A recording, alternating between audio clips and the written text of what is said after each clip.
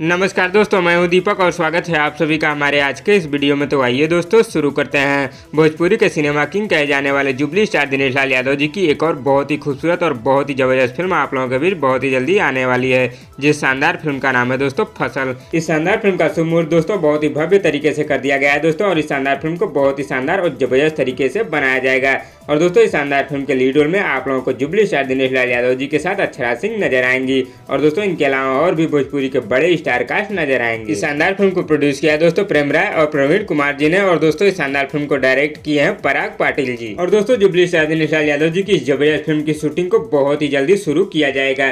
तो दोस्तों आप लोगों को जुबली स्टार दिनेश लाल यादव और अक्षरा सिंह की आने वाली शानदार फिल्म फसल का नाम कैसा लगा हमें नीचे कमेंट बॉक्स में जरूर बताइएगा, और वीडियो पसंद आए तो लाइक करिए, और इसी तरह की चटपटी खबरों की डेली अपडेट के लिए हमारे यूट्यूब चैनल को भी सब्सक्राइब कर लीजिए। धन्यवाद दोस्तों।